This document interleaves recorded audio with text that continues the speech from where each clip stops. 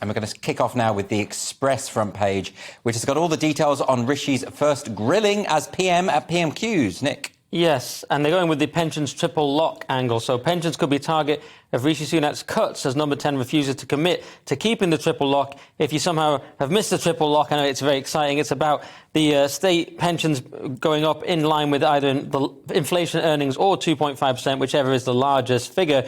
Truss said she was committed to it, even though inflation was up to 10% and people were freaking out, whereas the hint is that Rishi's coming in with fiscal conservatism. Actually, this might be one area where he could cut, and he's not talking about whether he will or not. So should we be worried? I mean, this article is talking about how it's a raid on old age pensions. I mean, that sounds pretty brutal. Well, if it happens, I mean, this is the thing with Rishi, isn't it? He's come in, he's making things stable. What's it? Something in the ship. He's doing something with the ship where you make it more stable. I've forgotten the phrase. Stabilising the ship? That's not it. But it's something like that. Righting the ship. I think it's righting the ship. Okay. Anyway, he's doing something with the ship, and but it's very popular because he's coming in.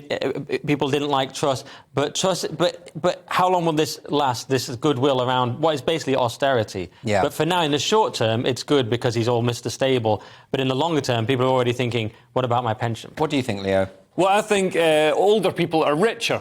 I've noticed as I've got older, I've got richer. So I think, on a serious note, the wealth is concentrated in older people. They've benefited the most from rising asset values. So older people are more likely to own a house. And obviously all the money that's been printed in the last 15 years has flooded into fixed assets, mostly housing. So, we need to find some way of sharing the burden on the public purse don't work, with older people. They don't have jobs. So Exactly. they rely on the pensions. They're not even contributing to the economy. And yet somehow national insurance and income tax has got to be taxed to pay for all this. No, we should find some way of... I think maybe not... OK, President Xi. I mean, it doesn't look good, does it, from a PR perspective, to be going after the elderly? Does it, Nick? I mean, surely they... Well, Leo likes it. Leo does, but Leo's an atypical voter. But it's not going to be a good look for Conservative voters because they tend to be sort of older people. But then they tend to be richer people who aren't worried about the state pension. But you think there's a lot of goodwill towards Rishi Sunak, don't you? But I mean, even though a lot of people... For now. Well, but a lot of people do feel that it was a bit unjust that Well, that's a different thing. I was one of those people. I mean, the way he was elected was completely wrong because they didn't go to the members. I've already said this. They betrayed the people when they deposed Boris, because that's who people voted for. They betrayed the members when they brought in Rishi, despite the members explicitly rejecting him.